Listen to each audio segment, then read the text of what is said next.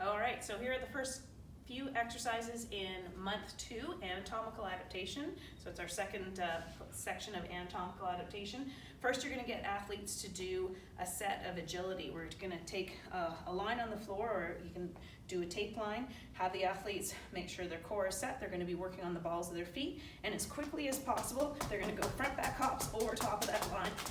Hopefully the tape line doesn't come off. You're going to do making the athletes work as hard as they can for 10 seconds. Take a 30-second break if you want them to just break, or do some dynamic stretching in between, and then repeat again.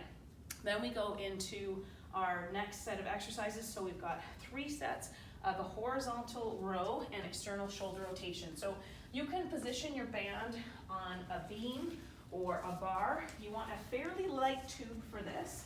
You're going to position it at approximately shoulder height. So your option is either to have it in a half kneeling position or 2 knees down, shoulders down and back. First, the athlete does a row, and then they flip into external shoulder rotation. Now you notice there, I actually had too strong a resistance because I wasn't able to get into that full external shoulder rotation. So this, like I say, you want a fairly light tube.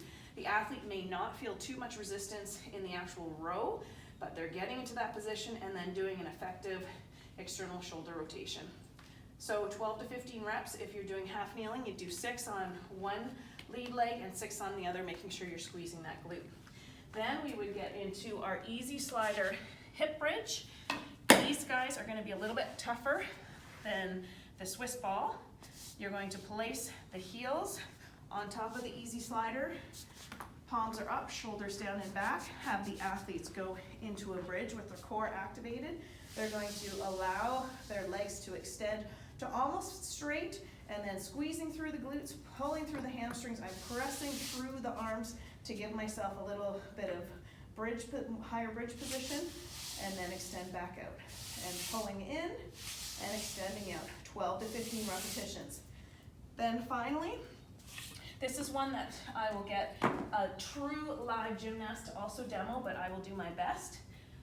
I'm going to position a tube, again attached to a beam or a bar setup. You want it approximately about hip level on the athlete. You want enough tension so that it gives the athlete a little bit of pull back, but not too much so that they're actually breaking into the hinge. The whole point of this is to teach that global extension pattern. So first off, have the athletes squeeze the glutes and the hamstrings, hands come up over top. They're trying to extend through the thoracic spine first. They tap the beam back and then come back through. Again, squeeze the glutes, core activated, extending back into a really good pattern. They should feel like their hips drive forward first against that band before they go into the extension. And you're looking for no excessive arch or break into the low spine.